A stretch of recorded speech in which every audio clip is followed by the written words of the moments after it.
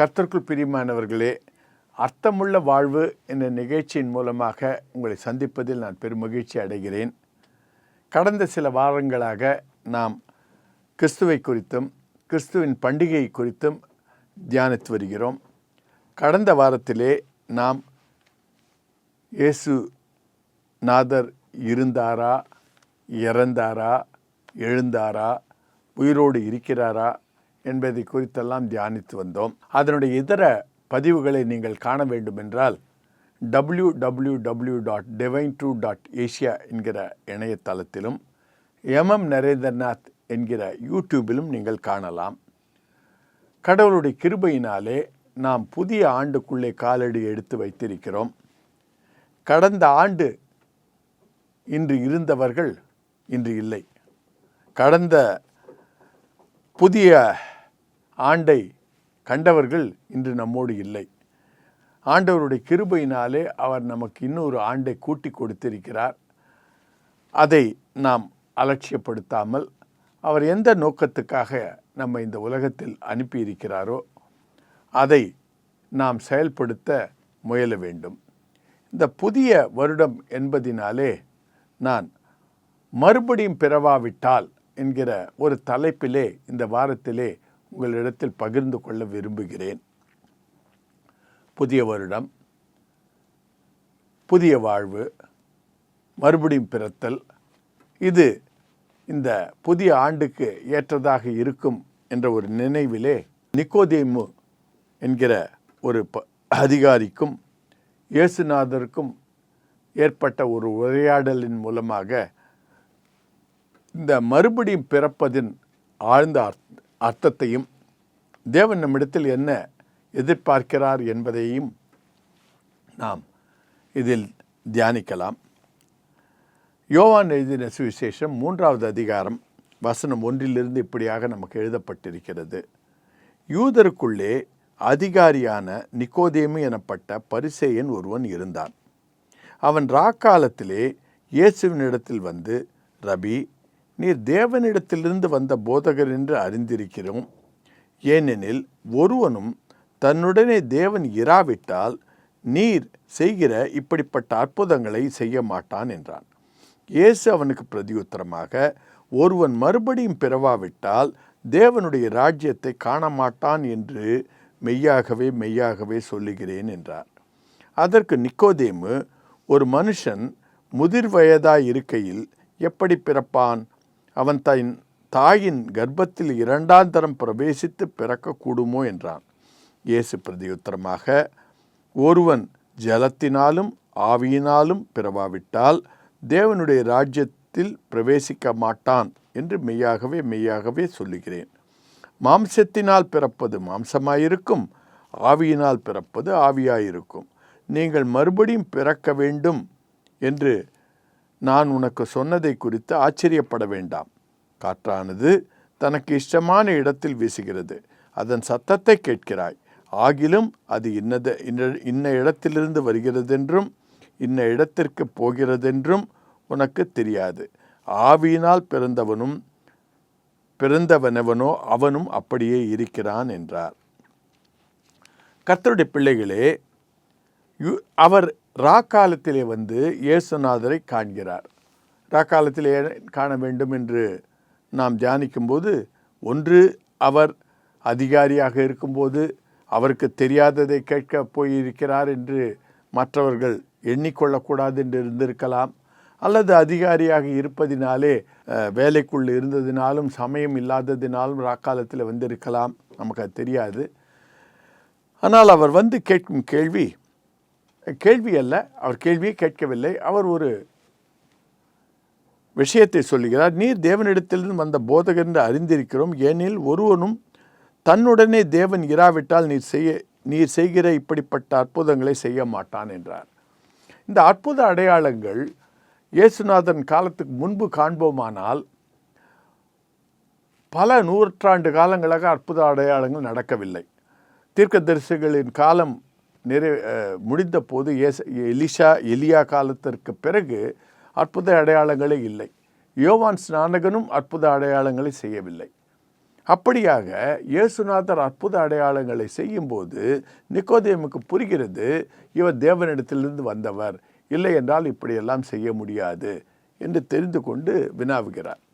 ஆனால் இயேசுநாதர் அவருக்கு பிரதியுத்தரமாக, ஒருவன் மறுபடியும் பிறவாவிட்டால் தேவனுடைய ராஜ்யத்தை காண மாட்டான் என்று மெய்யாகவே மெய்யாகவே உனக்கு சொல்லுகிறேன் என்று ஒரு பிடிப்பும் இல்லாமல், அவர் கேட்டதற்கும் இதற்கும் ஒரு காரணமே இல்லாமல் இன்னொன்றை சொல்லுகிறார்.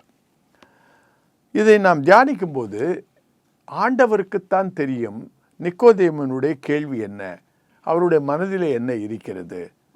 அந்த காலத்திலே யூதர்களுக்கெல்லாம் என்ன சொல்லி கொடுத்தார்கள் என்றால், எல்லா கட்டளைகளையும் கைக்கொள்ள வேண்டும், ஒன்றையும் நழுவ விடக்கூடாது, எதை ஒன்று நழுவ விட்டாலும் பரலோக ராஜ்யத்துக்கு போக முடியாது. இதைத்தான் அவர்கள் கிருபையை குறித்து ஆண்டவர் பவுலின் மூலமாக பிற்காலத்திலே சொல்லப்பட்டது அவர்களுக்கு அன்று காலத்திலே தெரியாமல் இருந்தது.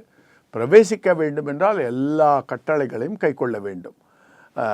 யாக்கோபு புஸ்தகம் 2வது அதிகாரம் 10 மற்றும் 11 சொல்லியிருப்பார், விபசாரம் செய்யாதிருப்பாயாக என்று சொல்லப்பட்டிருக்கிறது. விபசாரம் செய்யாமல் கொலை செய்தாலும் என்றால் பரலோகம் செல்ல முடியாது, கொலை செய்யாமல் விபசாரம் செய்தா என்றாலும் பரலோக ராஜ்யம் செய்ய முடியாது. அப்படியாக ஒரு கட்டளையை நீ மீறினாலும் பரலோக ராஜ்யத்தில் பிரவேசிக்க முடியாது என்ற ஒரு நிலை இருந்தபோது நிக்கோதேமுக்கு பயமாக இருந்திருக்கலாம். ஏனென்றால் இந்த 10வது கட்டளை மிக கஷ்டமான கட்டளையாக இருக்கும். இந்த 10வது கட்டளையில் ஆண்டவர் என்ன சொல்லியிருப்பார் என்றால், உன்னுடைய சகோதரனுடைய எருதையாவது, அவனுடைய நிலத்தையாவது, அவனுடைய மனைவியாவது, அவனுடைய வீட்டையாவது இச்சியாதிருப்பாயாக என்று சொல்லியிருப்பார்.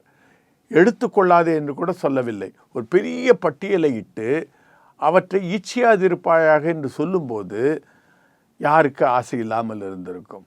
ஐயோ, எவ்வளோ பெரிய வீடு, அது எனக்கு இருந்தால் நன்றாக இருந்திருக்குமே, எத்தனை ஆடு மாடுகள் வைத்திருக்கிறார், அது எனக்கு நன்றாக இருந்தால் நல்லா இருந்திருக்குமே, அவ்வளோ பெரிய நிலம் எனக்கு இல்லையே.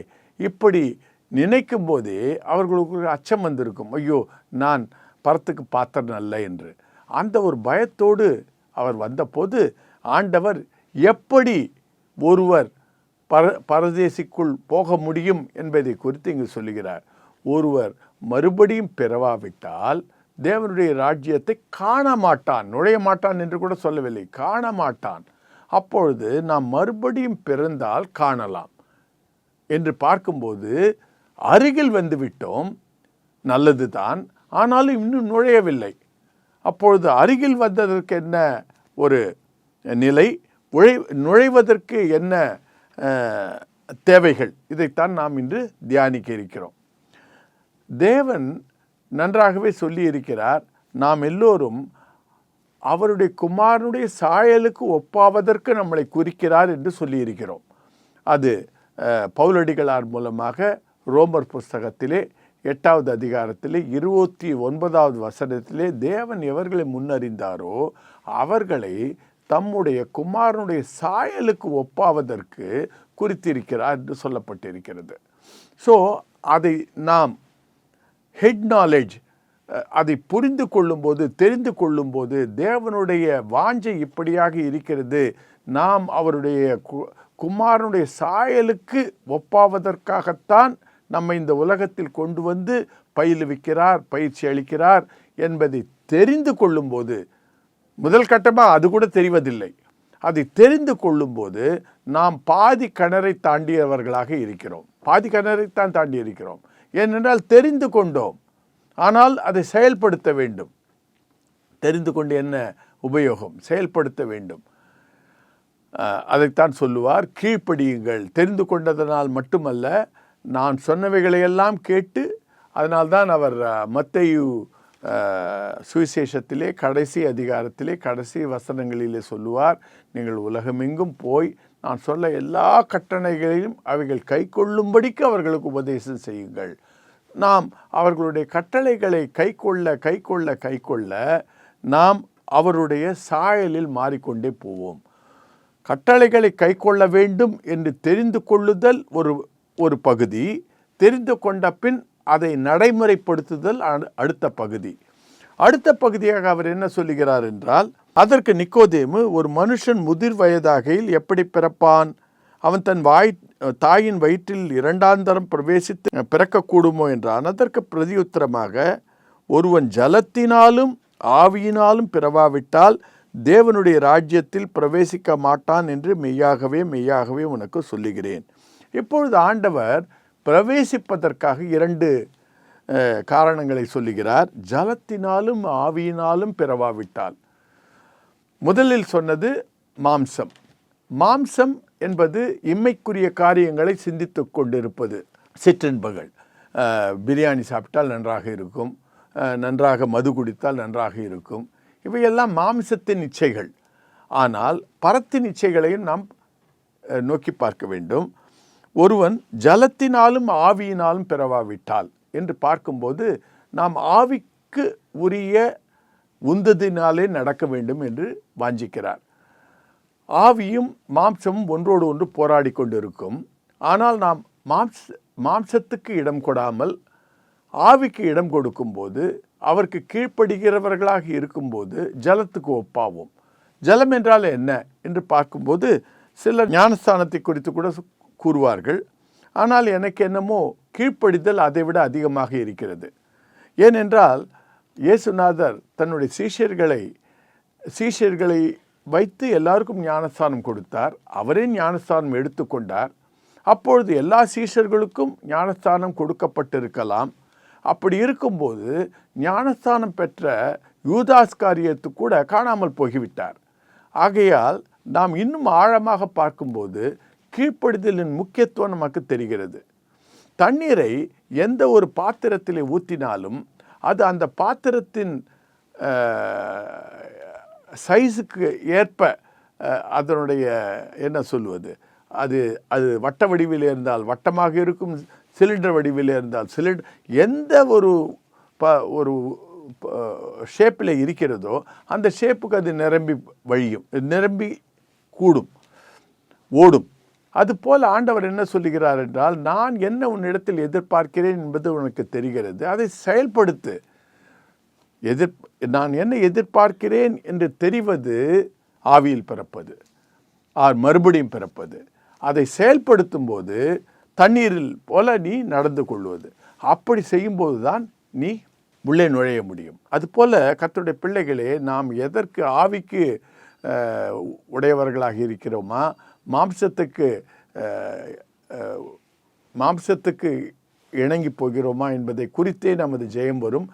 அதனால் இந்த புதிய வருடத்திலே நாம் ஆவிக்கு இடம் கொடுக்கிறவர்களாகவும் ஜெயிக்கிறவர்களாகவும் இருக்க எத்தனிப்போம். மறுபடியும் சந்திக்கும் வரை விடைபெறுகிறேன். நன்றி, வணக்கம். என்னடா யோசிக்கிற? அவங்கள மாதிரியான சர்வீஸ் அண்ட் அப்ரோச்சை நீ பார்த்துருக்கவே முடியாது. 3 வருஷத்துக்கு முன்னாடி நான் பார்த்துருக்கல, இப்போ நான் பார்க்குறேன்ல. How confident I am because I have taken a right decision. எக்கனாமிக்கல்டா, இன்சூரன்ஸ் கூட கிளைம் பண்ணிக்கலாம். ப்ரீமெச்சூர் பேபிஸ்லேருந்து ஓல்ட் ஏஜ் பீப்புள் வரைக்கும் விசிட் பண்ணுற ஒரு இடம். அந்த அங்கிள் நம்பரை வாங்கி தரேன். அந்த அங்கிள் தான் எனக்கும் ஹெல்ப் பண்ணாரு.